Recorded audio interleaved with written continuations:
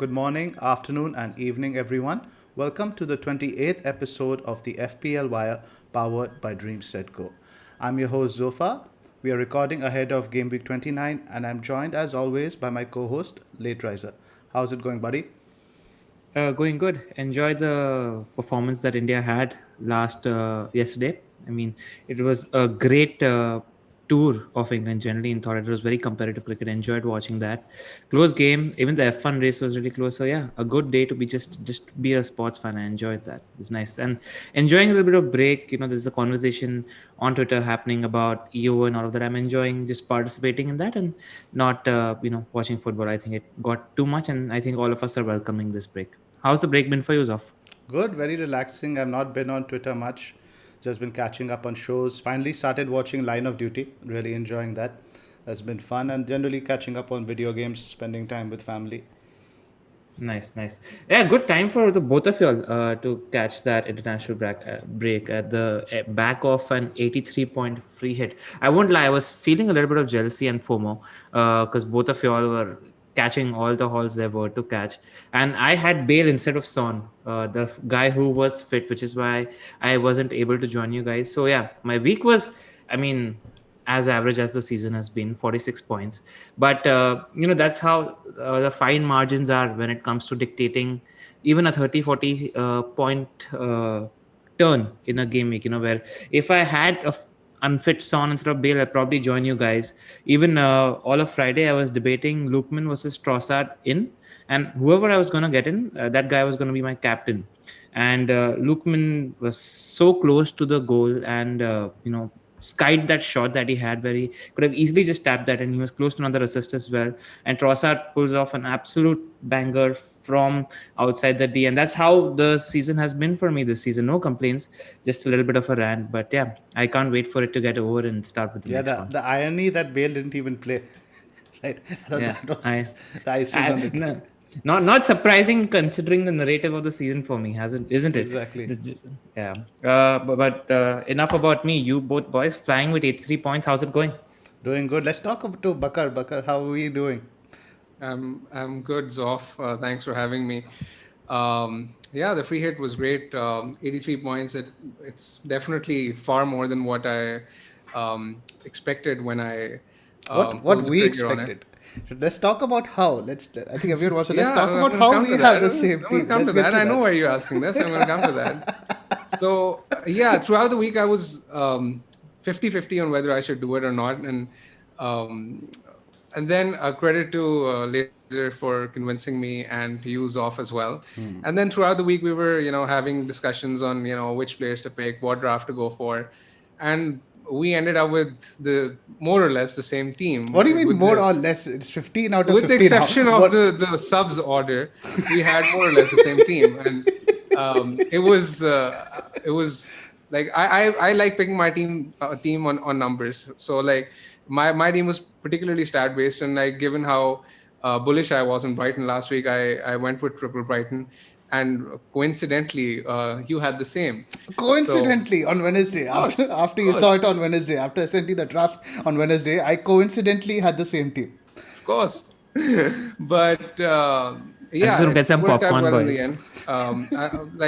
I must admit I got a bit lucky because had Fraser scored that goal where he had that chance and hit the post, or had Lingard not had an absolute banger of a game, probably wouldn't have looked that good on paper. But I'm glad how it worked out. And, like, I don't think the Fraser thing was lucky. I mean, you expect that sort of a half chance in every game in against any he struck it opposition. beautifully, and I was watching the games. Off was asleep at the point, and he told me he didn't have the heart to watch the game. I nearly had a heart attack whenever whenever the ball used to go in the Brighton half. It was a terrible watch, But honestly. Like Newcastle those didn't 2 hours of my offer life. much outside of that. So that's what I'm saying. I don't think it was Yeah, lucky. that's true. Yeah, That's true. you Yeah. expected the game to play out in a certain way. I think it played out exactly that way. The Shani, the evil eyes of Brighton, and they scored 3 goals. That's what happened. Yeah, out of I think 0.9 xg, I think it went the Yeah, other way Yeah, around. Trossard's yeah, like Trossard's goal had an XG of like 0.03 and he yeah, scored. So like that just yeah, sums it up. They yeah. were due some luck, and that's exactly Reverting to what the happened. mean, like Simon March Yeah, said in his article this week. exactly. Yeah. What now? Let's let FPL take a back seat. There's a big day tomorrow, Bakar. Your big day, your birthday. What plans? I'm curious to know. Yeah, I turned 27 tomorrow. It's I wanted the day off, so thank you guys for taking accepting You're my 27. I thought you were leave. much younger. You said I'm double your age. I'm 37. How am I double your age, Mr. Numbers? At least 10 years younger, elder to me, despite that. Don't digress. I want to know what your plans are tomorrow. Yeah. Sorry. I was supposed to go out with the family and then had a dinner planned with friends tomorrow night, but I'm not sure whether that's going to go ahead because of the COVID outbreak. We might have a lockdown tomorrow, but I have some backups in mind, and let's see how they go. What do you mean backups? Chilling at a friend's place or something. Ooh, nice. Netflix and chill. Yeah, that's it. Yeah. That's what they call it. That's what they call it these days. No? No, I was thinking, Bakar, since it's your birthday, we should, as the FPL Wire, do some sort of celebration. I was thinking about, we could do a giveaway or something, and I had an idea where this week the manager of the week. In addition to getting a shout out from a DreamSetGo celebrity, I was thinking maybe that person could get your cell number or something like that. What are your thought there? I don't mind. Why not? All right then, Bakar is in for it. He's totally up for it. I thought he resent it or something of that sort. He's like, no, bring it on. More So the yeah, merrier. lots more to fight for this gaming. You're getting Bakar's number if you're manager of the week. So I think that's definitely something worth playing for. Sure. Right. Let's kick off now. I'll just a quick word first. Wait. Before we No? kick off, Sure. 6.5K. How does it feel? Feels We good. can't ignore that. You're right up there now, Thank and you. in very good territory. I'm sure like triple digit or anything of that sort is playing on your mind. Nothing in total, like you said, like I mentioned earlier. I'm just going to keep doing what I'm doing. I know there's been a lot of talk about EO, but this week, but I'm not really getting much into that. I just play how I play, and wherever it ends up, it probably I just wanted to better my finish of last season, where I think was 52K. So I think that should happen either way. Nice. Exciting though. I mean, sure, there must be a fair amount of emotion involved at that stage. It's always exciting. I mean, I know how things can go wrong. Yet, if this was closer to 36, 37, then maybe. But now there's a lot of time left. A lot of people have chips to play. So, not cautiously optimistic is how I would say the tone is. All right. I'm hoping you hit at least triple digit. Good luck. Hoping so. It would only be I think, the second time in the top 1K. So, that would be nice. Nice. Right. Let's kick off then. Quick word about our sponsors. DreamSetGo is a global portal for fans to gain access to sporting events around the world. Accommodation, flight tickets, hospitality, stadium visits, everything can be tailored exactly to your requirements. They also do celebrity experiences, which includes masterclasses with your favorite sports celebrity or something as simple as birthday shoutouts. You can find links to the products in the description below. The FPL Wire is a part of the Fantasy Scout Network, and all stats used in this podcast are taken from the FFS members area. Please sign up if you haven't already. Also, as you guys already know, we started the FPL Wire League. I'm just going to read out the league code for you guys. The league code is DOC0YG. You should definitely join this league because the winner, the manager of the week, every game week gets a shout out from all the celebrities featuring on DreamSetGo. We have to announce the winners of the last 2 game weeks. In game week 28, we had Chakradhar Tamma, and in game week 29, we had Stephen O'Donoghue winning the manager of the week, and they win shoutouts from Dalima Chibber and Mayanti Langer respectively. Now, the winner in game week 30, first of all, he gets Bakar's phone number. We promise you will get that. And in addition to that, they get a shout out from India's star squash player, Deepika Pallikal. She's represented our country since the age of 50 years, and she's won a lot of medals in the Commonwealth as well as the Asian Games. The winner in Game Week 31, I think the Kiwis should set up their team well for Game Week 31 because the winners in Game Week 31 get a shout out from Scott Cyrus. I'll just take you guys through the agenda for today. We're going to start as usual with Bakar's stats. After that, we're just going to have a brief look back at Game Week 29 and the FA Cup results and what our learnings were from those 8 games. After that, this is sort of a different unstructured pod where we're going to just roll through about 12, 13 questions coming from the Twitter community and just look at the fixture ticket, generally just a breather and how we're looking at the last 8 game weeks. After that, we have the hot fixtures, captains, and then our teams. So Bakar, we start with your stats. The floor is yours. Yeah. So the first stat this week I have for our listeners and viewers is regarding Sheffield United and how their numbers have collapsed over the past 4 matches. I ran a comparison between their season averages this season and between the stats that I've noticed over the past 4 matches. So their big chances conceded per game have risen alarmingly from 2.3 to 4.8. So they're on average they're conceding almost like 5 big chances per game over the past 4 matches, which is an incredible amount, and it's something which is worth keeping an eye on for FPL managers, because this tells us, that they might be a team worth targeting um, as far as our attackers are concerned.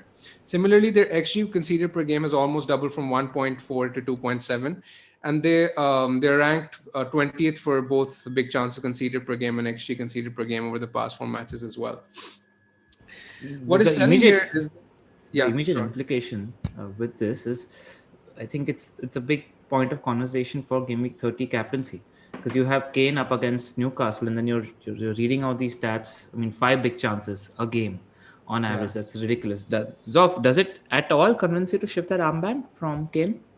Not necessarily, because I don't know, they have a new manager and all that stuff. It's definitely a good argument to, but I don't think there's anything reason to shift it from Kane just yet. Just like with how bad Newcastle were also last Alright. week, and plus you have Hayden also who's injured. The one guy who was actually putting in decent performances.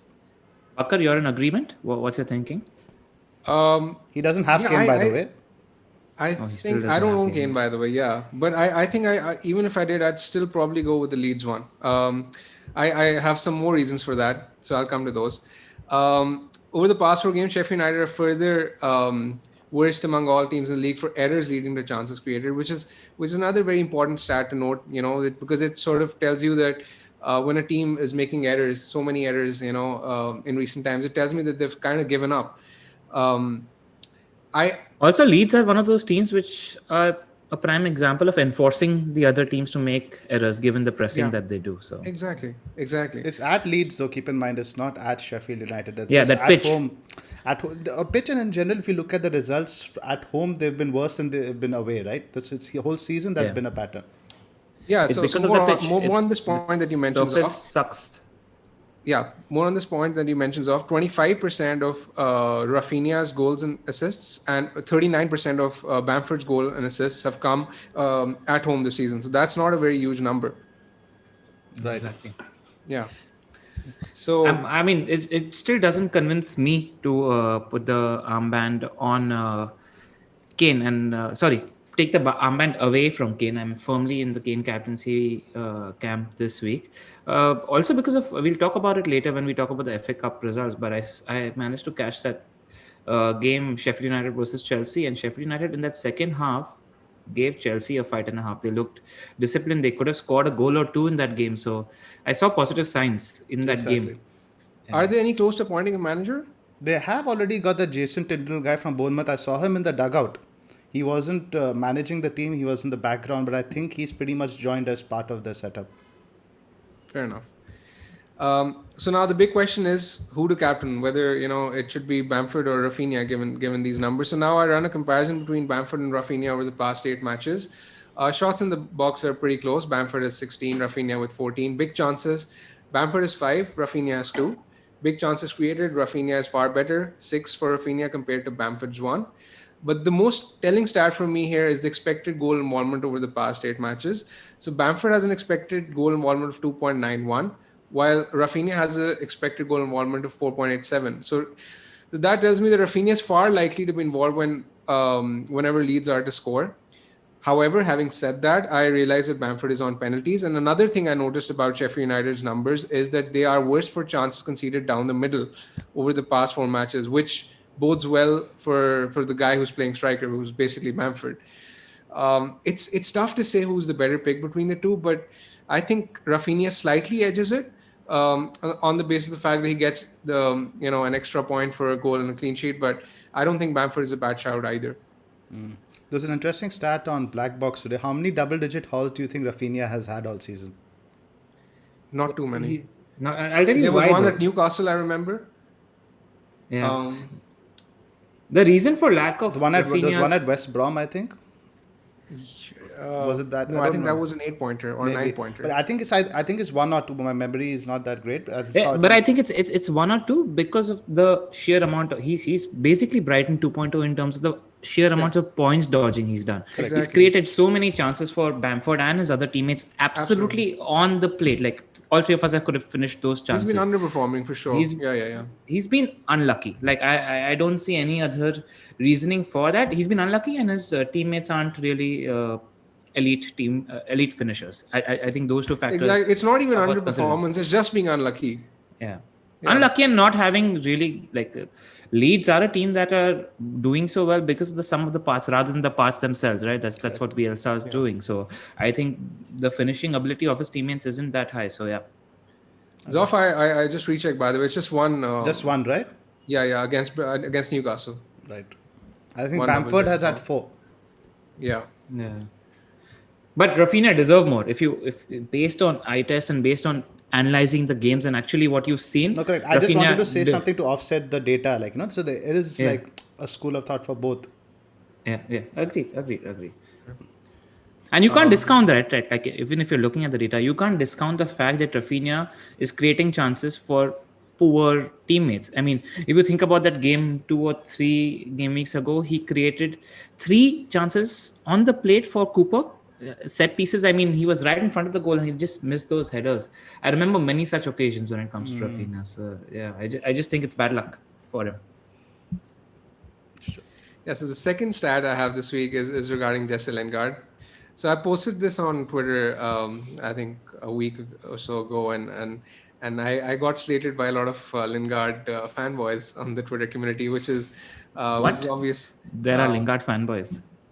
Yeah. I did not know that, but okay. It's worth. I'm one of them, by the way. You remember this was one of the players we debated, Bakar, on the free hit. You convinced me to go for him. So I mean, yeah. Thanks for casually and conveniently bringing it up, so that I get to thank you yet again for my free hit success. Thank you. Happy birthday, Bakar. You're really rolling it in. Anyways, it's worth noting that Lingard has 8 goal involvements in his past 7 matches, despite a meager expected goal involvement of just 3.27. And even that is inflated with the penalty, which he probably won't be taking anytime again, because we know that Declan Rice is on penalties, and a point blank tap in from the rebound. So his actual XGI without the penalty is more or less like 2, and he has like 8 involvements. So that tells you how much he's overperforming. And these numbers comfortably make him the most overperforming player in the league since he has joined. This is kind of a surprise, because I was looking at his numbers throughout the majority of his career, and he's always underperformed on his XG, and this is why I think his output is likely to be highly sustainable. Looking at the upcoming fixtures for West Ham, they now face Wolves away, Leicester at home, Chelsea at home in 3 of their next 4 matches. Wolves at home, Leicester away, and Chelsea away are all ranked in the top 5 for XG conceded respectively over the season, which is why I don't think I'd be sort of in an absolute rush to bring Lingard in my side, regardless of his form, because I do think that even though he's offering good value for his price, I don't think he'll be able to return at such a clip given the fixtures that he has coming up. I think I was intending on discussing this later, but it serves as a good point to have the discussion, because that 6 million-ish midfield bracket, there's a lot of people competing to find a place in your team at that price point. I mean, for example, in my head, I'm rating a Jota higher than a Lingard for this run-in that we're about to get. Gundogan's competing for that price point. Raphinha is competing for that price point. In a game week, Neto has a great run of fixtures. He's competing at that price point. Zoff, where do you place Lingard in this mid-price midfielder bracket at the moment? I would actually place Lingard higher than those guys purely because of A, motivation, and B, the form, like I can understand what Bakar is saying, it's been unsustainable, but if you watch the games, there's something, the vibe you get about Lingard. There's a body language, there's something that comes off about him that just shows that he's in a bit of a purple patch right now. So I don't think the fixtures really matter. I think West Ham, all those fixtures, you could back West Ham to score a goal or 2. Maybe not the Chelsea one, but the others at least. And I'm not as convinced I am by Neto yet. I know the fixtures are good and all that stuff, but anytime you Neto in an easy fixture, I wouldn't feel as confident as him getting returns as I would in Lingard, which in itself seems like a funny thing to say.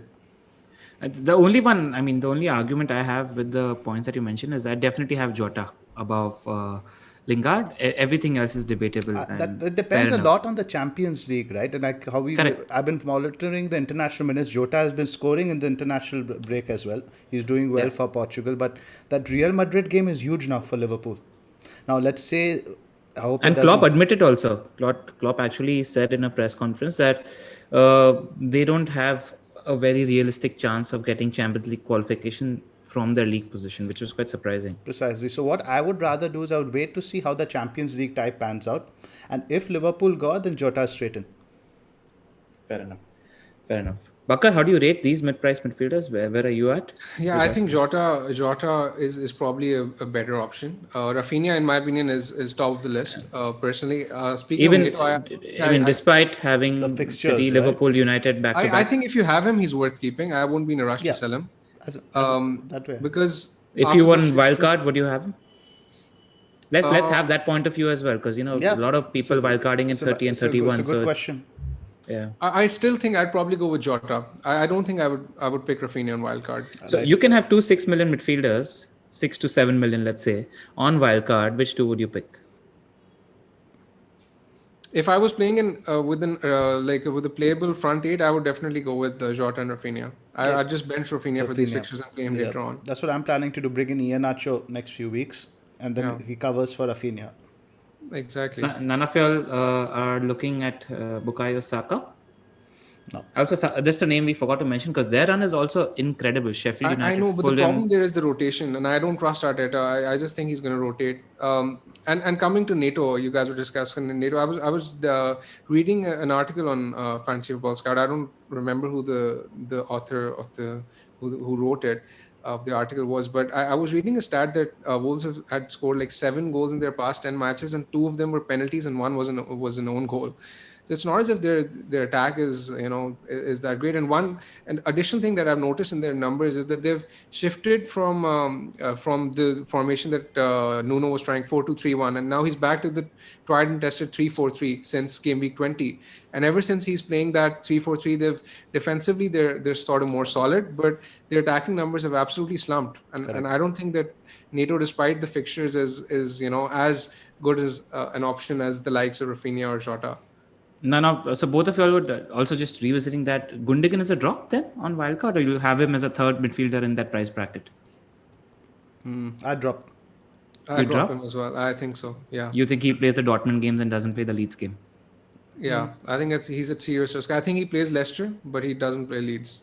Because keep in mind he's played 2 out of 2 games also in the international break. So I'd monitor his minutes in the third game. If he plays that, probably see him playing Leicester than Dortmund. Because the thing with the Leeds game, right, is so physically tiring. That's what Pep also mentioned. It's literally the worst game to have between a Champions League tie. Yeah, good point. That. Yeah, I'd also have. I'm in agreement with you boys on all counts. I'd have Jota. Maybe Raphinha, I'd be tempted to go for Saka instead if we're playing a front eight, like you mentioned, because there's so many people offering value. You don't necessarily need a nailed asset at the moment, and I feel like Saka's fixtures are somewhat not. You can't maybe ignore them.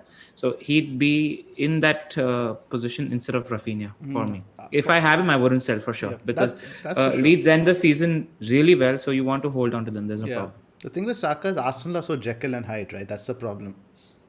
No, I think they're on the back of a good run. I think the momentum is with them. I mean, a big North London derby victory, a convincing North London derby victory against Spurs. They had a good result in the Europa, and then they showed something which Arsenal don't usually show, coming back from 3 goals behind and looking like, I thought they were the ones that looked likelier to win that game. Right, what a game. But he saw both sides of Arsenal that match. That's the point I was making. You can see both sides of Arsenal during a game. You can, but I think the momentum will be more positive than negative when it comes to Arsenal. I just think there are better choices. Saka would be like number 3, number 4 on my list, not in the top 3 maybe. For me, he's up there because he's matching Aubameyang, who is, a lot of people are looking at Auba for this run, and I don't even think he's nil to play, because I think it's between Auba and Laka for the striker spot, and I think Arsenal in general look like a better team when they've got the three young ones in midfield offering the creativity. They just And look better when Lacazette has been doing a Saka. fantastic job as well. Yeah, and if you saw the West Ham game, Oba didn't offer anything on that. He isn't Terrible. exactly a. Terrible. He's not a creative guy, right? I feel like ESR offers so much more on that side. So I feel like I don't think Oba is a good pick for the run-in because I think it's between Oba and Laka for that one position. Right. The striker spot. The thing for me, LR, when it comes to Arsenal, is that I've noticed that their attacking numbers have been really consistently good since that win against Chelsea. Was it? I don't remember the game week, but it's been quite a while. The game which they won 3-1 at the Emirates. Since then, their numbers have been really good. And what I like about Saka for XG, right up there. I have no doubts regarding Saka as a pick, and I really value him, and I think he's a great option for that price. The only thing which worries me is the rotation. That's there is going to be rotation, but that's what I'm saying. I take that risk and go with Saka or Raphinha, because even when it comes to Arsenal, right now, you think about the way they're playing the game. A lot of the chances they are creating is from that left-hand side where ESR and Tierney are combining together. And when they're competing, when they're creating from that side, Saka's always in the box when the ball is coming in from that side. So he's always in a goal-scoring position as well, which is why his underlines are so strong as well. So yeah, just making that case for Bakar. And I think he's a sensational player as well. So yeah. Interesting debate, because I think the wildcard managers will have that decision where they'll have to pick 2 or 3 from this price bracket. It isn't going to be easy. Especially imagine if now Jack Grealish is fit and enters the discussion as well. It becomes even more I just can't stop smiling that you can pronounce Aubameyang perfectly, but you went Panjik. There's one part. So for those that don't know, I'm a Gujarati, and that's actually inherent in us to mispronounce difficult names. So yeah, That's what I love, that you got Aubameyang perfectly. Right. All right. Moving on, I think Game week review. Just before we move on, I just actually want to do a little bit of a Patreon shout out as well. Shout out to people who joined us and are supporting us this week. In the Jimmy Tier, we had Maruti Broker and Christopher McCohen. It's the end of the season, and if you really liked, we were kind of disappointed with the amount of patrons we've gotten. Zophar had a target for 100. I think we're at about 50 so far. We appreciate that, but we really do want to grow this channel. So if you want to help us out and support us, and if you've enjoyed listening to us for the best part of 27-28 pods, feel free to log into patreon.com/the FPL Wire and just support us. You're paying us £3 or £6 or whatever you feel to just a month to support us, and we really appreciate it. Okay, let's go to the game week review. And let's talk about the league games first. Fulham, Leeds. Anything you guys want to talk about? Bakar, why don't you give us some perspective with Leeds? Nothing really stood out. I mean, Leeds were terrible at set pieces again, conceded that goal from Anderson. I think Lookman looked good, but he's done so in the past 6 game weeks, and he's done that for a while now. His numbers have been decent, but he doesn't really seem to translate them into points. He's entering Zophar's all fart no poo club at the moment. Precisely. Because he's always involved. He's always looking lively. Yeah, I won't complain though. He's had 1 appearance in my team and he got the assist, so he's all good in my book. Yeah. Exactly. And a thing that stood out for me, which I've been noticing over the past 3 or 4 game weeks, was that Raphinha was playing very close to Bamford, and he's very far up. He's almost like the most advanced player for Leeds, so that bodes well going forward. Other than that, I don't think I have anything else to add. Josh Maja was his owners who punted on the free hit. They were unlucky. They was denied by a great save from Meslier. Other than that, he made 2 or 3 good saves in that game, I remember.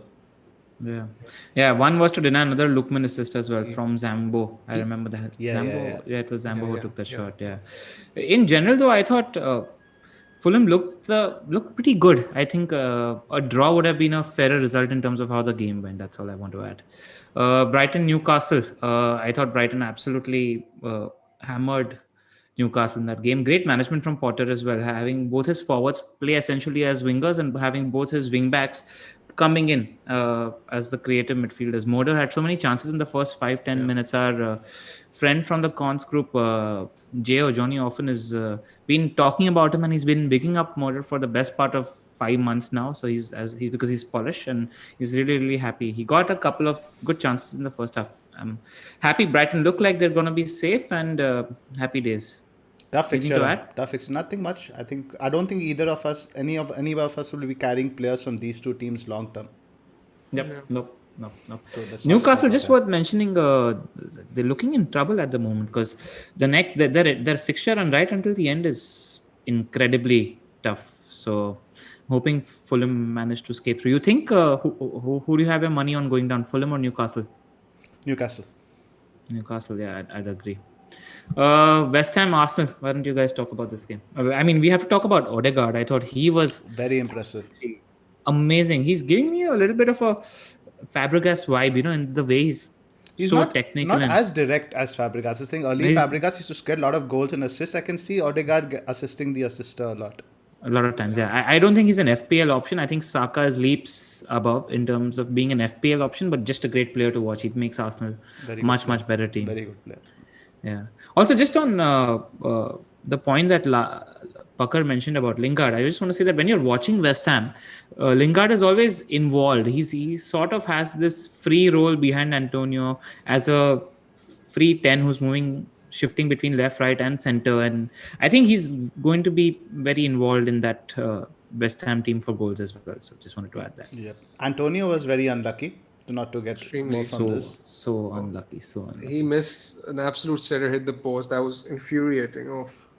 And Arsenal went and equalized right after. It was good for the I was top watching the players. game with an Arsenal fan, and it was absolutely infuriating. I mean, it was a horrible experience. All right, Villa Spurs. I thought I called it was going to be one of the most drab games of the weekend. It did not disappoint in terms of being a drab game. I thought Kane captain us, sorry boys, were extremely jammy. Like he didn't deserve anything outside of that game, but he's so shrewd at winning these penalties and fouls from absolutely nothing. And I think he's become probably the master of doing this. Anything worth mentioning outside of that? Lucas Moura looked Lucas, outstanding. yeah. Yeah, he was Fresh out. he was brilliant in that game. Just Villa's lack of goal threat in general. Villa have slumped so badly, right? The last 5-6 weeks. Yeah, because essentially Grealish is responsible for them transitioning the ball from defense to attack, and they're just not able to do that. Even It with just looks Grealish, very- I remember I looked into these numbers. Even the last 2-3 games when he was fit, also in general, the attack they lost their mojo a little bit. Definitely. Do They you think lost having their once? team.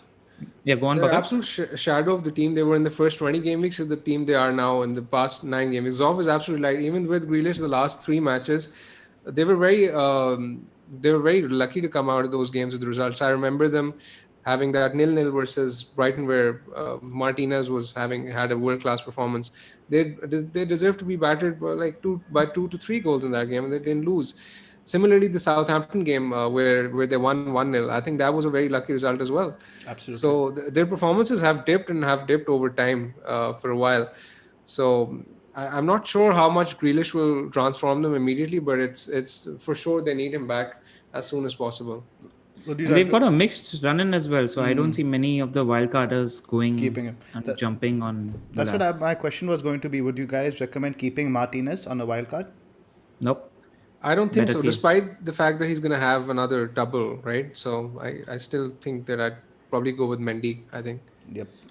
Yeah, Mendy or I think I was watching Tom Stevenson's Meet the Manager, and he's going in with Schmeichel and Foster. I quite like that as a combination shout as well, because you want some entry into the Leicester defense, who've got a fabulous set of fixtures. I quite They like do, the. but I don't know. The Leicester defense never really convinces me. I don't know. They seem to concede in the easier fixtures, but I guess lack of midweek definitely will help a little bit.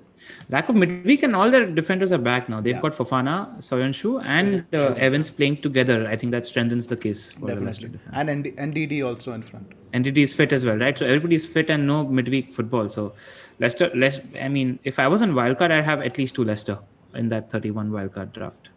Right.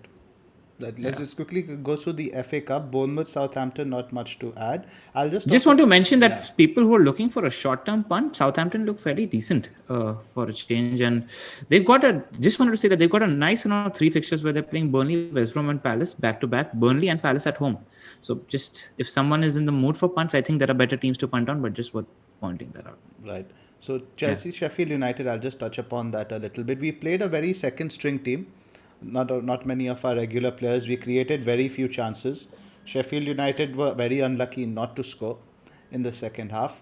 So I would still not advocate investing really in the Chelsea attack. I know some people are keen on Havertz. He's probably the only option I would go near in terms of attack, but defense is where I'd still look. Sheffield United, like we said, it didn't look too bad. That's why I'm a little bit wary of captaining a Leeds player this week. Yeah, and that pitch as well.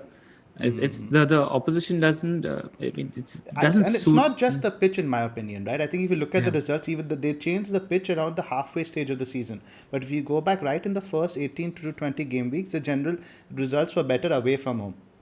Yep, yep. But what happened there is the pitch earlier was quite shit as well. It was sort of uneven and muddy, and what's happened is now it's too smooth and everybody's just slipping on that pitch. Right. Leicester United, I thought we were terrible. We deserved absolutely nothing from that game. Kind of surprised with Solskjaer's selection as well. Going into an international break, I thought it was a pretty important match, and it wasn't against easy opposition. I thought he rested way too many of our starters at one go, and I think that cost us because we never got into the game. Leicester wanted more. They played the better football and absolutely deserved that win. I think it was just Continuance of our Jekyll and Hyde season. fatigue accumulation, in my opinion.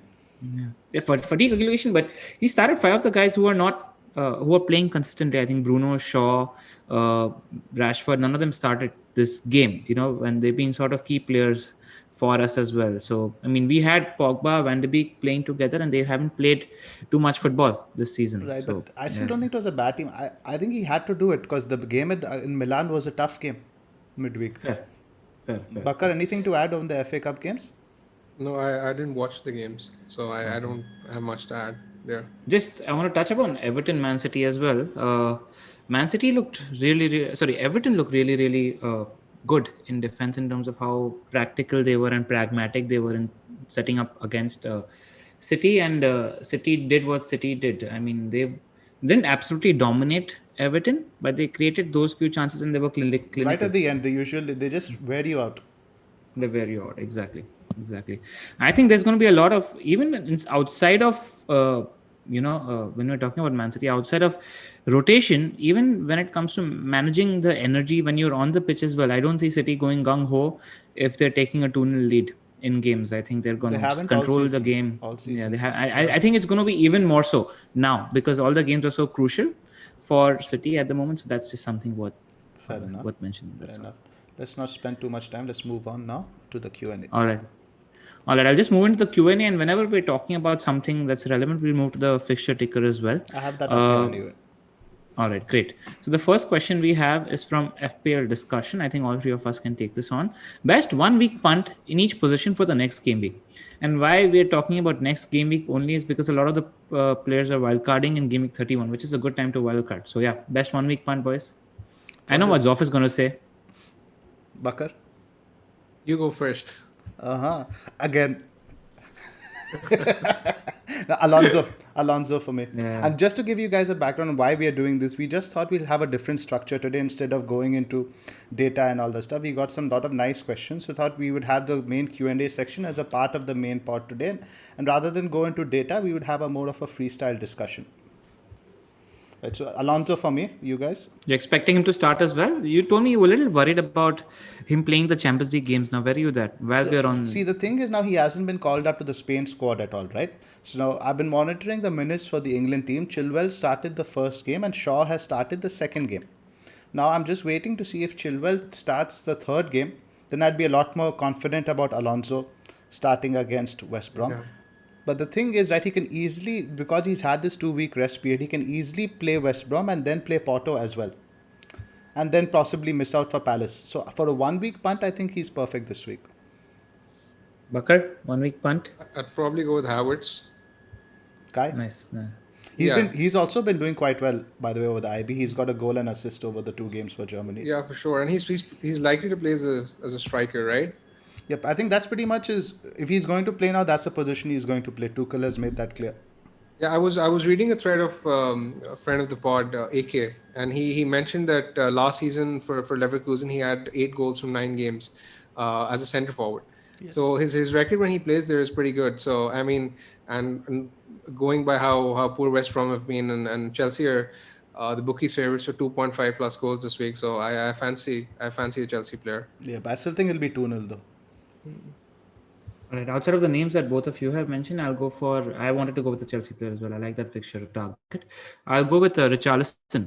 He's been rested in the international break, hasn't played any football, and they have a home game against Crystal Palace. He's on pens as well. So, yeah, I think it's a decent shout for a 1 week punt where not many people are going to go.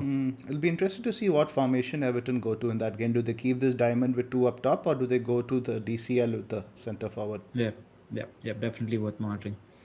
I just like the fact that he's going to be rested. I think that's going to come into fruition. All right, next question is from Wari Boys. Are Leeds assets worth keeping in a Gameweek 31 wildcard despite the tough run of upcoming fixtures, knowing that we would want them back towards the last few fixtures? Interesting. Bakar? Yeah, Bakar, you can go. Sorry, Zophar, you were going. No, I was just saying that the Leeds fixtures, they're tough, but let's just have a look at them more closely. I don't think they're as tough as we think they are. Now, Sheffield United is obviously a good fixture. City away, this is the tough one. But then Liverpool at home and United at home, I can see Leeds scoring a couple goals in either fixture, right? It's not as bad. Then you have Brighton and then you have Spurs. So they're not really fixtures where you say Leeds are definitely going to blank, definitely not going to score. There's point potential there. I mean, What do you do on wildcard? Against Leicester when we sold when I sold Bamford, I remember. Yeah, we all sold Bamford. So that was week, I hard. remember exactly. So they can haul Yeah, against. you did as well, right? Yep. We all did, and we bought him back the next week.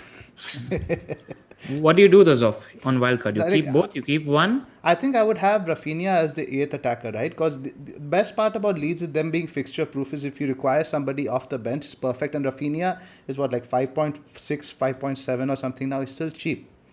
So I would probably get him there and stick him there as the 8th attacker.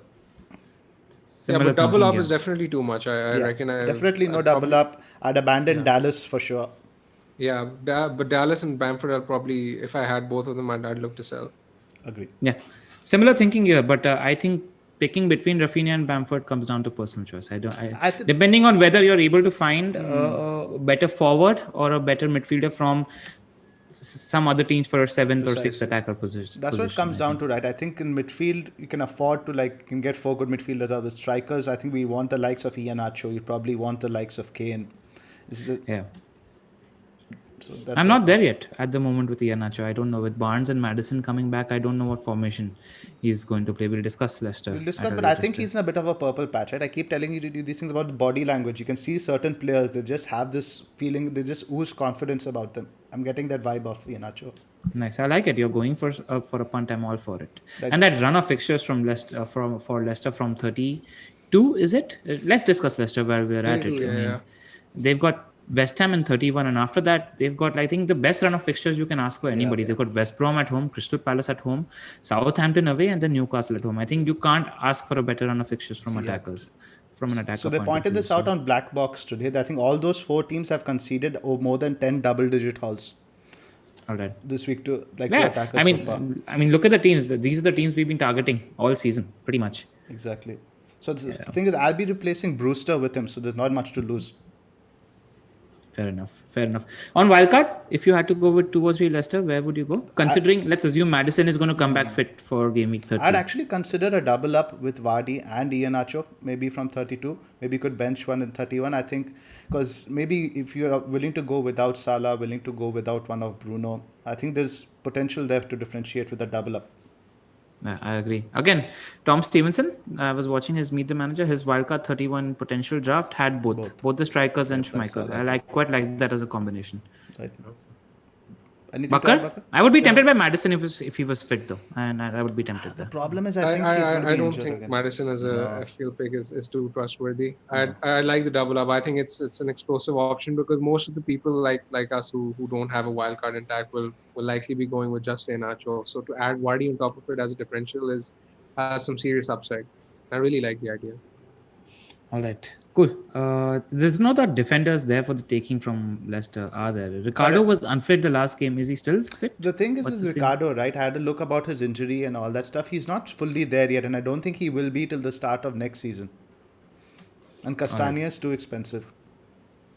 All right. The next question, again, just a random question from Subhodip Mukherjee. He's just asking us what headsets we're using. Zoff. I'm using the Bose headphones. I don't know what they're called. They're the noise cancelling ones. All right, and I'm just using a pair of earbuds from Oppo. I think they call the W31 series. All right, next question is from Ash Patel. I think this is a pretty macro question. It's important that we cover this. Uh, he has only the wildcard left. He's planning on using it in 31. He's just asking us for a draft. We're not giving a draft, but let's just talk about a few picks we'd go for sure. Top three If we picks in each were, position. Let's let's do do that. 3 picks in each position. Yeah, yeah. Cool. Let's start with the defense. What teams would you be targeting there? Yeah, Bakar, you want to go first? Yeah, sure. For Game Week 30 wildcard, right? 31. 31, more or less same here. All right, sure. Chelsea would be my number one priority for sure. I'd definitely double up on wildcard if I was wildcarding in 30 or 31. Other than that, I'd the other two teams I'd like to target would be Leicester and Wolves. I think those are the teams. Cody would be a pick in my side, given his recent attacking numbers. I was reading a stat where it said that he has had as many shots in the past 3 games as he has had in his previous 102 appearances combined. So there's definitely something going on over there, and Nuno admitted that they're looking to find him solutions for him to score. So that tells me that Cody might, there might be more goals in him till the end of the season. I'm not there yet with the Wolves defense. Me Their neither. numbers in the last 6 are in the worst 5 defenses in the league at the moment. So I'm not there Agree. with the Yeah, but they had Liverpool and City in those No, fixtures. this was prior so- to the Liverpool game. I remember a lot of people were on Salah captain for that reason. That because Wolves had very poor defensive numbers. And the thing is, let's just look at their fixtures closely, right? worst team in the league for shots in the box conceded in the last 6 matches. Right. That So is let's quite look at the telling. fixtures. West Ham, you'd probably expect them to concede. Fulham away, again, could concede. Sheffield United, probably a clean sheet. Burnley are not the same team as we saw last year, so there's some recalibration required. They're actually attacking a decent bit. They're enjoying being on the beach for a change. Yeah. So West Brom, probably a clean sheet. Brighton can go either way. You know how Brighton is. It's not necessarily a clean sheet there. So I wouldn't be confident of a clean sheet at all against Right. Brighton. I actually like those fixtures for an attacker. I do more for a defender. I'm in agreement. I'm just not there yet with Wolves. I can't quite figure them out this season, and for that reason, I'd avoid. And the other options at a similar price, right? Like Rudiger is the same price as Cody. Yeah. And Shaw is still cheap as chips, and Right. he's one of the best creators in the league at the moment, not just a defender. So I think Bakar had his. Who are your top 3 defensive picks? Rudiger, Leicester defender. I'm not sure. Fofana, I guess. I'd probably go there. Yeah, Cody. Those 3. Fair enough. Zoff? For me, it would probably Rudiger, Shaw, and one of Aspilicueta or Diaz. Yep. I agree with the double up on Chelsea, and I'd throw Shaw in there. Shaw would actually be the first name I would pick. Yeah, he's incredible for the numbers he's offering. I also think, while we're at it, I think I'd stick John Stones in there as well, because when it comes to I expect Diaz to definitely play the Champions League games, and I don't know how he's going to rotate. And with Stones, what I like about him is that at around 5 million or whatever his price is at the moment, he's either start or not start. And if he's starting, he's likely going to give you a clean sheet, and he's got decent amount of goal threat as well. So I'd like his price. I would stick John Stones in there in my defense on a That's wild card as absolutely well. fair. Yeah. Right, midfield. No, but none of us said Trent or Robertson. That's something worth mentioning, I know. because the fixtures are there. Fixtures Aston are there, Villa, but Leeds. it's so expensive. 7.3, 7.4. Yeah, that's the problem there. Yeah, Yeah. I think all 3 of us would feel much more comfortable doubling up on their attack. I think Salah, Jota would be in our wildcard drafts if we were wildcarding 30. Right. Nice segue into midfield, I think. Yeah, but you want to start with the midfield picks off? Yeah, sure. I think I would still back, like you said, Salah, Bruno would still be my top 2 picks. Then who else? I like Lingard. Lingard would probably be in there. Raphinha, I still like. Son, I think especially with the lack of midweek football, it could be a great pick. Who else? With the fixtures, Neto, I think if you're looking especially to chase, could be have good potential over here. No Arsenal, no Chelsea for you in midfield? I want to avoid teams that are in Europe as far as possible, unless they're absolutely like nailed on options like your Bruno and stuff. Even Salah, I'm a bit worried about his minutes versus Villa and stuff, but I think because he's going to get a rest over this international break the last week, he might be a decent pick, but not much else. Bakar? Yeah, Bruno, Salah, Jota, Jota, yeah. Son, and Raphinha as the fifth one. All right. What's interesting, what strikes me is that none of y'all would stick in a Man City midfielder Nope. in your Yeah. wildcard team. Not in the wildcard. Maybe if anyone KDB, but I'm worried about cameos. I think KDB is going to get a lot of 20-30 minutes between matches. All right. Interesting. Yeah. I just want to add that I quite actually like the Son pick that you mentioned as well, because we didn't discuss that. He's very likely to have a double game week anytime between 30 and 35. I was listening to the excellent Planet FPL pod, and James did a nice rundown in terms of what he's expecting the end of the season to look like. I think it's just a good time to just add that since we're freestyling this podcast. He said that there are 2 games to be rescheduled at the moment, Spurs Southampton and Aston Villa Everton, if I'm not mistaken. The game week 32 fixtures right now seem like a blank, but what's going to happen is those teams that are playing in the FA Cup semi-finals, they're going to play their games in the subsequent midweek. And these double game weeks that are left to be scheduled, they can happen in either game week 31, 32, 33, 35. So he doesn't know. So there is a double game week pending for Spurs, and Spurs have a decent run of fixtures as well. So you could have a good looking double game week at any point, especially the game that needs to be scheduled is against Southampton. So you could have a Spurs double game week with Sheffield United Southampton or Leeds Southampton. So for that reason, I quite like Son as a pick in midfield for that. It's a good shout. Outside of the names that you mentioned, the one that I really like, as I mentioned earlier, is Saka and Maddison. These are the 2 names that I'd be considering outside of the names that you guys mentioned. I quite like Maddison this season. Another point I'd like to make on Son LR is that I think he has good potential of doing well this week as well. Because Newcastle, they tend to concede a lot of chances down their right, which bodes well for Son. Over the past 4 games, Newcastle are worse for chances conceded down their right flank. And you mentioned the Brighton left wing back, Moder. He had so many chances to score. And that bodes well for Reguilon and Son this week. And I think they're very good options to have. I was looking at Tom Freeman's article that he wrote this week. He's considering for a captaincy shout this week. He thinks it's a good shout because of what you mentioned, exactly. Because of the amount of chances they concede from that Have you guys seen Bale's comments over the international break? We have. What's what you're thinking with Bale? Again, this is just borrowed content from Planet FPL because he's a Spurs fan, and he made a very astute observation when it comes to Bale. Bale is going to be managed based on the opposition he's facing on that flank.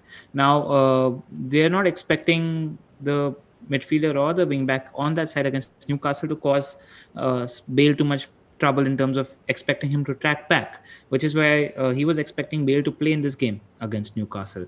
And then similarly, let's look at the fixtures ahead for Bale. United, he doesn't expect him to play against Shaw. Everton, he's not sure whether he's going to play against Luka Dean. So it depends on game management and what the opposition Bale is going to have on his flank, which is why I think like his peak period is done. And like you mentioned, he's been flirting with Madrid, right? And with the comments he's having. So yeah, and Jose's comments were very interesting also, right? After the game, him and Lloris were talking about, and Jose, when he goes into this mode, he was talking about Chelsea also, about the players betraying him and stuff like that. So I think it was a very much of a statement leaving Bale on the bench against Aston Villa. I agree. I don't think Bale's going to start against Newcastle, and given the fact how convincing Spurs looked against Villa, I don't think he's going to start. I think Son's going to come in for Vinicius. And that's going to be the only change they make. You think Moura's going to keep his place? Moura's going to keep his place anyway. I think Moura's been one of the best players, and like Jose is all about heart, right? More than ability, he wants your players to like sweat blood on the pitch, and Moura fits that bill for me. Yeah. What would you do in my position? I'm a Bale owner. I'm at the moment where I am is play him this week and then get rid next. The fixture's too good to probably just keep him for this week. Listen to the noises that come out, and like as long as you have a decent 8th attacker to come off the bench, I think you should be fine. All right. Cool. So I think midfield is done. Strikers. I think Kane's a shoe-in for all 3. Iheanacho, Vardy we discussed. I think for me the 3 would be Kane, Iheanacho, Antonio. That's the 3 I would go with. Yeah, Antonio is the one I'd consider as well. I think I wouldn't move outside of these 4 names that we are talking about at the moment. Nobody from City, Fulham, Brighton. Leicester, Villa, Saints. No, nobody Leicester, really we already appeals. covered. Like both those guys are good Yeah. picks. Werner, a no for you again because of Champions League. No. Please, why do you have to keep going back to Werner? I'm making sure we're covering all the options It's of. almost as if Zoff was secretly hoping that Lateriser won't mention Werner. There's a lot of people jumping on him on the wildcard. I know that. I've seen a few names mentioning him and going for No. him. Good luck. If any attacker, I think Kai is the one. All right. Just while we're on that topic, Ziyech has put in a couple of performances as well and scored a couple of goals. Not there yet when it comes to Hakim. not at And all. Mason Mount as well. Mount again, I think is a good option, but we are just not scoring enough goals. Any game I look at it is, I think it's going to be a 1-0, 2-0. I don't see a 3-0, 4-0 happening anytime soon.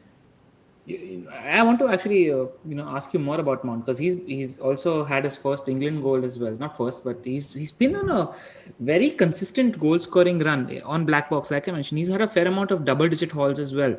Are we just overlooking him because he seems like a boring pick? He's been very consistent with the points he's been Right. delivering. I think he's a consistent pick, but I think there are better midfield options out there, primarily because we don't score that many. All right, fair enough. So then, I mean, why would you say you prefer a Kai over a Mount in that case? Because I feel like Mount's more nailed and Mount has more routes to points because he's on the set pieces as well. Because I think Kai is more explosive purely because he's playing closer to goal. All right, cool. I'd pick Havertz over Mount as well. All right, let's hope he performs. Next question is from Ravin Kapoor.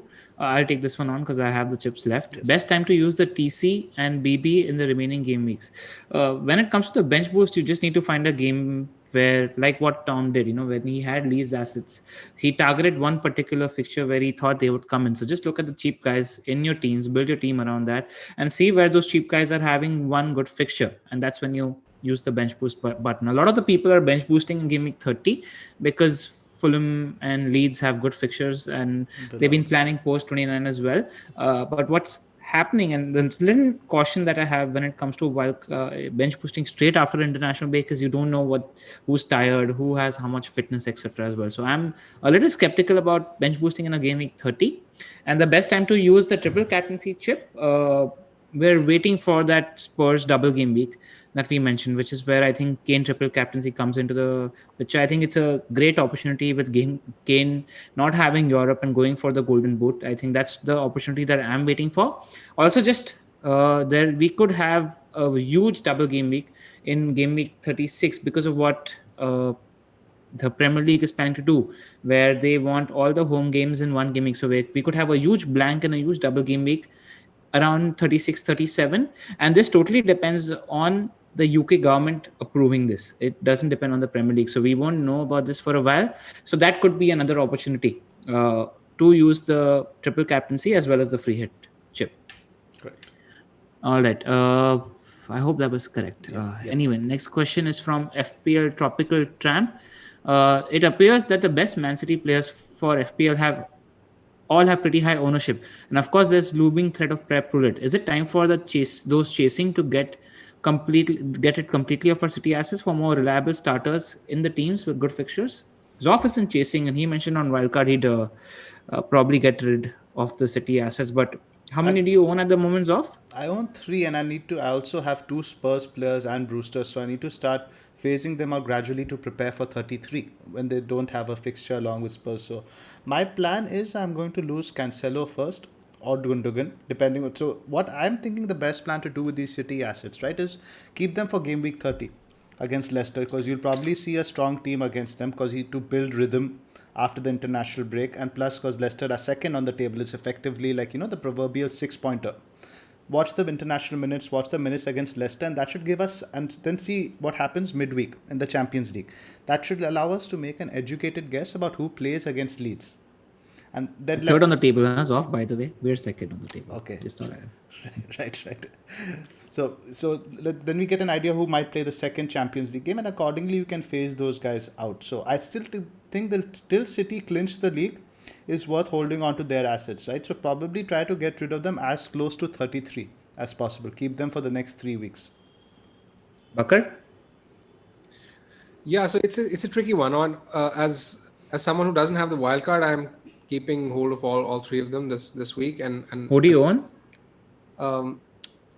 Cancelo, Diaz, yes. Gundogan. Gundogan. Yeah. On a wild card, I don't think I'd be picking a City mid. I'd probably have a defender, and that's about it. Um, but yeah, as someone who does not have the wild card left, I'm not in a rush to sell them right now. I'm going to reassess next week where things stand, and then I'll make a decision on who to sell. But I'm keeping them this week. Uh, I don't own. I own only one City asset at the moment. I just own Cancelo, and I think this week I'm probably going to save a transfer unless something comes up. And the way I'm thinking at it is, I'm going to see who starts for the first in the first Champions League tie against Dortmund, and if somebody's played both the Leicester game as well as the first Champions League tie, and somebody's rested for both these games, I'm probably going to look at getting that player in for that single game against Leeds as a fixture target. So that's what I'm thinking about at the moment. Just targeting and looking at that single I agree, fixture. because 31 captaincy is not very clear. Exactly.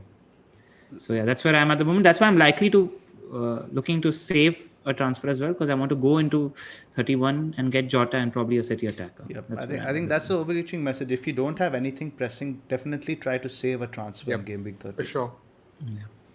All right, next question is from my little bully. Great name. Fixture swing. We get a lot of good threads and pod. I actually really like this question. We get a lot of good threads and pods talking about players to target. But who do we drop? We're loaded up on players like Raphinha, Bamford, Antonio, Lingard, Zophar, Target, Gundogan, KDB, City defense. And that's right, especially for somebody not on a wild card, it's not easy to lose these players at the moment. So which of these players do you think look most disposable?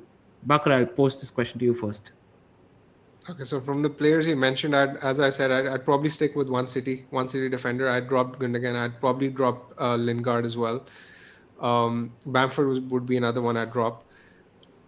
But yeah, I get what he's saying, because it's high risk, given the fact that you're wildcarding. You want to be making up the points. You want to have sort of a you want to make up points on those who don't.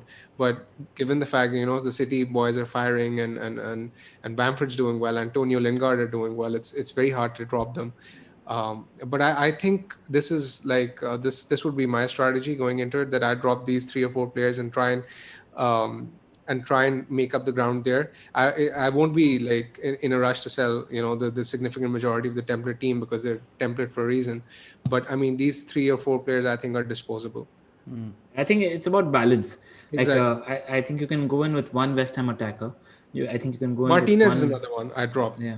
Correct. Yeah. I think I'd go in with one Leeds attacker. Probably make sure that the teams where I've doubled up on those attacks, I have a single attacker who's looking good for that team. I'm in agreement with the teams the names you mentioned as well. So it's a fixture play, right? Like you see where the fixtures are turning. Villa's fixtures are turning. Leeds fixtures are turning. West Ham, I would say defensively, those fixtures don't inspire a lot of confidence. You can probably get rid of Zophar. City, you can expect rotation. Things like that. Yeah. Also, again, one point I'd like to mention: we're in the final home stretch of the seasons. Whoever you're getting in, also, you're not going to really hold for a long period of time. So, the appetite for risk should increase as the game weeks get closer and closer to 38. But not so much in defense, though, right? Whoever you bring in defense. Not so much in defense. In attack for sure. All right. Next question is from a friend of mine, Gautam Giri Shankar. What has been your biggest learning from this particular season, whether it's FPL strategy, psychology, football tactics, etc.? Good question. Zoff, I'll pose this question to you first. Not really much, because I think this season has been a bit of an anomaly in terms of the template being so strong. And I think there are a few reasons for that. And I think the fixture congestion is a big part to play. A lot of players have become players you wouldn't look at purely because they become rotation risks. And I think what has been different for me, especially this year, is that Pep has been more predictable than ever. Last 3-4 seasons, my main problem was predicting the lineups Pep is going to pick. Now this year, you look at it, he's had consistent players, your Gundogans, your KDBs, Diaz, Cancelo to a certain extent, Stones to a certain extent. These guys have played almost every game. So that's helped me a lot. Bakar? I have nothing to add here. I mean, there's nothing been as such which I feel is worth mentioning. All right. I have a couple of things that I've learned because I've had a really terrible season, right, compared to usual standards. And I think you learn the most from the poor seasons that you had. Now, two worth mentioning are that I came into the season at the back of my personal best season. And what happened was when we were playing FPL, right? I mean, if Bakar had to do a stats, if I'm sending Bakar a note and I say that you create a narrative to say these 7 things, I'm sure you can find any stats to create any narratives you want. And what happened when you're playing this game and when you're at the back of a personal best season is the filter that you have is not as strong as it should normally be because you think that whatever you're thinking is correct because it's worked for you in the past. So that sort of wall or the filter that I had in terms of assessing decisions, it was, I think, a little weaker than it usually is because of the good season I had. I thought that I know more than everybody else. I think better than everyone else, and it's worked for me in the past, which is why I wasn't uh, questioning my picks and the narratives that I built in my head as much as I probably should. And that's something that you should be really careful about, especially at the back of a good season. That's an important learning that I've had.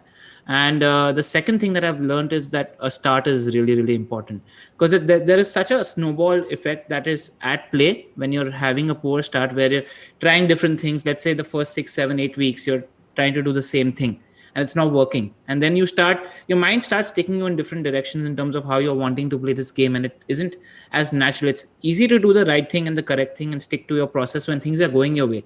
But when things aren't going your way, it becomes a little difficult because your mind starts playing a few tricks with you. So yeah, those are two learnings that I have. I really want to focus on getting a good start next season. I think that's really, really important. I mean, we can talk at length about how to get a good start, but I think we probably leave that towards the tail end of the season. Yeah, obviously. Yeah, just that FPL Salah thread that we spoke about when we interviewed him, that comes to my mind like first up. Agree. So yeah. We'll go back to that on the Game Week 38 pod. Yep. I think we'll do one post Game Week 38, just like Yeah. a look back at the season pod. I think Let's people do will that. like that. Let's do that. Yeah. All right. Next question is from Meet Mayurs. Is it worth it to buy Wolves players, especially Semedo, Neto, Cody, etc., because they're having good fixtures? I think we already addressed this. covered. We Cody can is the move. only one I'd look at from those. Yeah, All not, right, not and- Semedo, definitely not. Too expensive. Yeah. How expensive is Johnny at the moment playing on that other wing back position? I think he's 5.5 5-ish. also. I don't think he's dropped much because nobody owned him really at the start, right? Yeah. So I mean that's something if you want to go differential. I'm just not there. I mean I don't want to say it for the sake of saying it. I'm not there. With 5.4.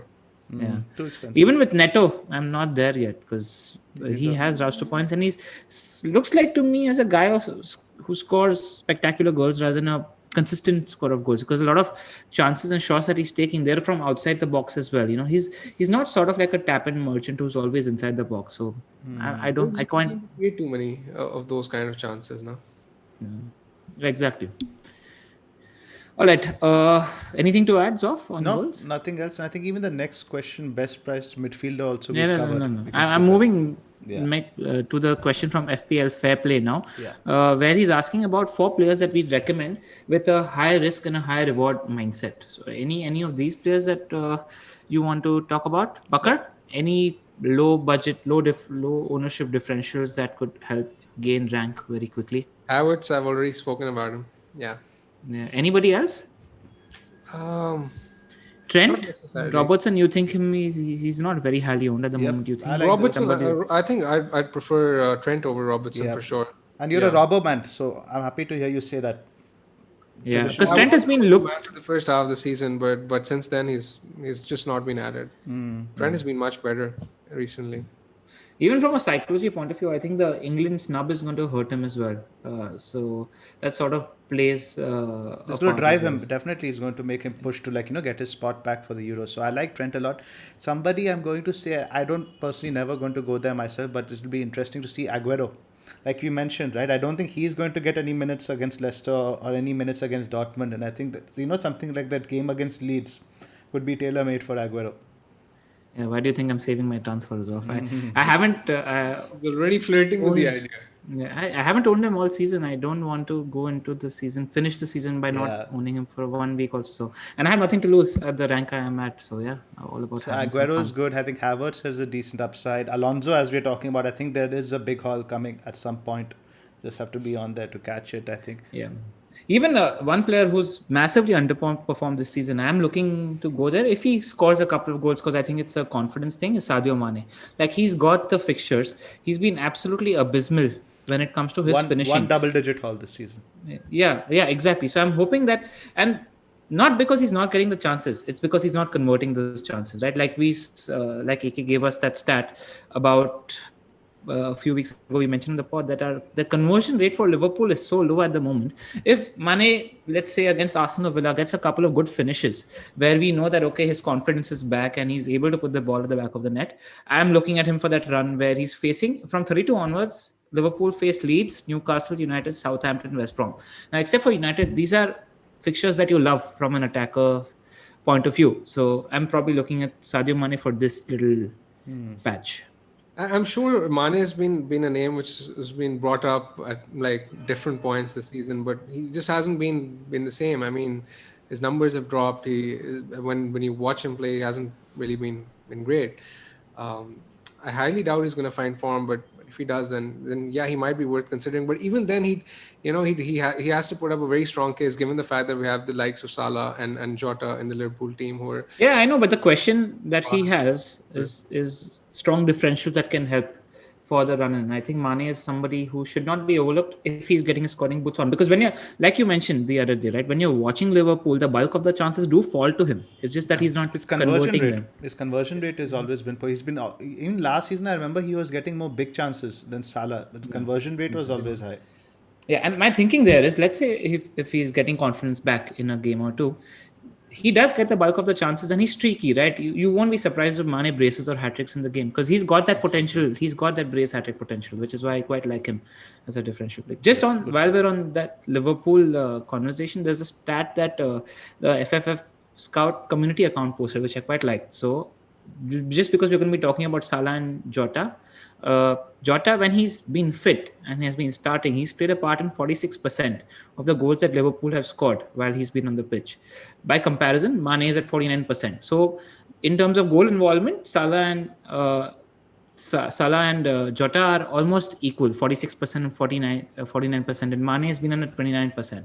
Just I didn't realize it was that high. That's pretty cool for Jota. Yeah, exactly. So Jota's goal involvement is so high when he's starting. So like that is a shout for the run-in for sure. I hope they go out. Any other names? A lot of people have been mentioning Oba. I think it's a bad pick because so I was talking to a couple of people because he's a flat track bully, right? Oba likes to brace against poor opposition. We've seen that for the past 2 or 3 years, but I just don't think his position is nailed. If I was looking for a midfield pick at that price, I would definitely go with De Bruyne because I think the rotation risk exists for both of them, and I just think De Bruyne is head and shoulders above Aubameyang as a pick. Agreed. Right. Agreed. Anybody else that comes to your mind, guys? I think I'm done. Nothing much. I think pretty much done. All right. Next question.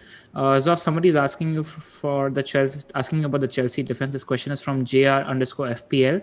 As Pierre Alonso for the upcoming Chelsea run-in, he's already a Rudiger owner. Right. So in the same boat as I am. So it's something I'm considering. Alonso definitely has the higher upside in terms of your bigger score, and generally he's a lot more fun to watch. So I think if you can manage with a decent sub, it's Alonso. But if you want consistent stream of points, the thing is with Aspie, he always seems to nick a goal or assist from somewhere. You think that he's not attacking, but he does seem to pop in with the attacking now. Then he's very good for bonus. If we keep a clean sheet in like a 1-0 or 2-0, Aspie is getting 8 to 9 over there. So there is some upside with Aspie there as well. It's not as dull as it looks. In the fixture congestion, Aspie started all games. He's not been rested for. He hasn't missed a single game. All right, so there is no rotation threat in your opinion, despite the Champions League. There might be going forward. Might miss one game, but it's probably the least out of the entire back team. Yeah. All right, cool. I think that's it. We have to do just quickly the captains for next week and. I mean that's it from the questions. Q&A. Yeah. All right. We'll go through the captains and the fixtures as well. Go through some of the hot fixtures. Chelsea, West Brom. How do you see this game panning out? 2-0. 2-0. Yeah, exactly what I'd put at. I mean, what I noticed with Chelsea is that they don't create a ton of chances, like you mentioned. So, yeah, I see a 2-0, 3-0 sort of victory for Chelsea. Yep, and I think we'll be taking off a lot of players in the second half. I'd probably go with 2-0 as well. Yeah. 2-0 as well. Leeds, Sheffield United. 3-0. I don't think it will be that. I think 2-1 Leeds. Yeah, I think I'm going with 2-0. I think it'll be. I think Sheffield will not open the door and tell Leeds, okay, put 5-6 goals across us. I think Leeds will score a couple. Leicester, Man City, interesting game. I think this weekend. How do you see it going? Because Leicester have been one of the form teams in the league at the moment. I So think 2-0 City. 2-0 City. This is a tough Bakar? one. Dick. This is tough one. I'd probably go 1-0 City. Yeah, I'm with that scoreline as well. I think City will just about edge it. I'm expecting 1-0 to City as well. Not a very high Arsenal, score. Liverpool. This is an interesting one. Yeah, I think this game offers a lot of goals generally as well. I was reading some stat on Twitter where this tends to offer 3 or 4 goals. The 4-4 lives long in memory, right? The Asheven Yeah, goals. yeah, exactly. There's Generally, 17 this goals in the previous 4 league matches between these two. It'll be interesting because I think both teams are going to have an eye on the European fixture. But at the same time, they'd want to play a strong team right after IB. So I think both teams will score. I'd probably go with 1-1. Yeah, I'll go with the 2-all. I think I'm going for a high scoring draw. I think I'd go with the 2-all as well. Yeah. 1-1 for me. Sit on the fence. All right. Spurs, Newcastle. How do you see this game going? I think Son is going to be back. And I think this game, I remember the reverse fixture where Spurs played Newcastle at home at the early part of the season. And I thought Kane was extremely unlucky to not score 3 or 4 goals in that game. So That was a handball penalty they got right at the end, no? Yeah, the Callum Wilson one. Wilson scored. Yeah, but Kane kept shooting and he kept knocking on the door, and Newcastle have no idea how to hold possession. So I think this game has Kane Hall written all over him. I'm not moving the armband from him. That said, I mean, I'm heading to Goa on Wednesday. I'm going to be sipping on a fair amount of gin on a Friday or a Saturday when the deadline is approaching, so you don't know what's going to happen.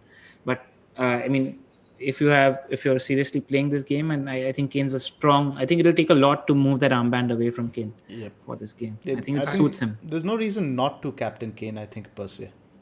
Yeah, I agree. I think it's a strong fixture. I personally don't think Spurs will obliterate Newcastle. No. I think it will be a close game. I think Spurs will win. That's what's going to happen. But I don't think I can see a huge haul for Kane or anything. I'd probably go with the 2-1. Kane will obviously be involved. I expect him to score once. Yep. Yeah, my deal with why I like Kane for this fixture is because Newcastle don't know how to keep possession, and Spurs are going to control. And the moment Kane gets the ball, he's going to shoot. That's what he's been doing for the last couple of months. So I think he's going to get a fair few shots off, which is why I quite like. I like Kane against parked passes because he gets a fair amount of the ball and he's shooting at sight at the moment, which is why I like this fixture. United Brighton, let's touch upon that. I think Bruno is also a popular captain pick for this week. What do you think? No, not for me. Not for me. I think. Yeah, not for me either. I'd probably go 1-0 United. I don't know. I'm not confident. United have not been playing that great recently. Yeah, score draw for me, 1-1. I'm expecting Brighton to build some momentum and nick a point of us. I'm going with the 1-0. Yeah. All right. Low scoring game in general, I think, all of us. So, Yeah. we'll get to Bakar's team now soon. We'll discuss about his captain since he doesn't own Kane. So, but first, LR, your team is up. All right. Let me just get that up. For the benefit of the listeners, I'm going to read out my team as my keeper. I have a very good-looking team this week. I have Martinez as my keeper. In defense, I've got Reguilon, Rudiger, Shaw, and Cancelo. In midfield, I've got Havertz, Salah, Bale, and Raphinha. And up front, I have Kane and Bamford. On my bench, I have Antonio and Lookman. Both have decent fixtures at the moment. But this is how I've set it up. At the moment, I've got my armband on Kane, and I'm looking to save a transfer unless Reguilon is injured. In that case, I either hold him for this game week or I get another Chelsea defender I get Alonso. So that's where I am in terms of transfers at the moment. I'm really looking to target Jota as well. I'm looking at the first opportunity to get him. So those are the things that are on my mind. I think I'm going to sell Bale next week, and if it looks very negative for Bale this week as well, I might get rid of him. Would you play Antonio over any of these guys? That's what I'm just having a look. Maybe over Reguilon. Maybe over Reguilon, you think? Because Wilson and Almiron and probably Saint Max are going to be back as well for Newcastle. So they could Nick one goal, you I reckon? think Newcastle would nick a goal. They I'd have play to, Antonio. right? They have to go for something at least at home. They're in such a bad position. If they concede, they have to at least try to score a goal. And I don't know. But Bakar, again, if Rex is starting, he's starting on that left hand side I know, where I'm aware. So- But I think Newcastle will score once. Yeah. Yeah. Particularly if Maximan or Wilson are back. if you had to play one of Antonio or Reguilon, who would you play? Antonio, yeah. And or I can bench Cancelo. Like you wouldn't be surprised if Leicester nick one goal against that City defense. I don't think it's a bad shout benching Cancelo as well. What are your thoughts there? He has the upside. I mean, if he gets any kind of an attacking return, that's a 12 point or 15 yeah, point. his Right? ceiling for just you not keep like this is just keep a clean sheet in a 1-0. He's the most likely to get those 3 bonus points. His baseline bonus is very good. The upside, it doesn't really make it worth it. All right, cool. Yeah, so that's where I am at the moment. I'll probably start Antonio above one of the two defenders, especially after looking at those Wolves' defensive stats. I think I'll make that switch. Definitely. And Antonio's fully rested also, so that helps a lot. Yeah. Definitely, I'm going to be playing a 3-4-3 this week and start Antonio over either Cancelo or Reguilon. Right, Bakar, you're Time up for my next. team? Yep. I have Martinez in goal, Cancelo, Rudiger, Shaw, Son, Fernandez, Salah, Raphinha captain at the moment, Bamford, Calvert-Lewin, and Watkins. On the bench, I have Gundogan, Diaz, and Workman, and this is worrying because I can see a lot of bench points for my team, particularly for. I'm extremely cautious about. I'm worried about Gundogan and Diaz, and that's something I am not too sure about. But I might change the order. I might play Gundogan over Watkins, but I'm not sure right now. I definitely do that if Grealish is unfit. Absolutely 100%. I like how Smith said he's going to be definitely fit. Yeah. Like, nobody believes him. Nobody believes. I love that thread. Column Hayes on Twitter, who does he did a thread of Dean Smith quotes about Jack Grealish for the past 9 gamings. It was such an enjoyable read. I want all of you that are on Twitter to check that thread out. It's brilliant. How his statement changes every week.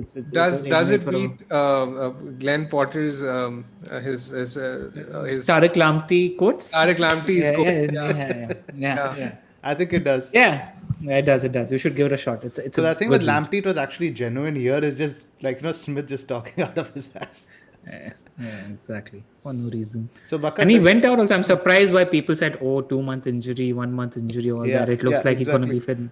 Yeah. I think he'll be fit for the Leeds game next week. Well, why do managers do this? I don't even get the point of it. Like, because they live in the real world, not the fantasy world. Makes no sense. Coming back to my team, do you guys think the bench order is correct? Yeah, I would probably, like you said, I'd play Gundogan over Watkins, but otherwise, that's a bench. If you want to keep that bench that way, that's the order I would put it in. Well, is there a Kane plan, Bakar? Not this week, next week, the week after that. I'm not sure. I'm just Who would make way? Who would make way to get Kane, right? How much money do you have in the bank? I have 2.7. So to upgrade Bamford to Kane, you need another like 2 million, right? He's going to upgrade DCL to Kane at some point, I think. Yeah, I'll have to sell Son, Salah, or Bruno, and I don't know. I mean, all my 3 forwards. The problem is that Calvert-Lewin has a good fixture this week, Bamford has a good fixture this week, and Watkins has a good fixture this week. No, this week is fine. I'm just wondering what your long-term plan is for Kane. You're probably going to have to lose a heavy hitter.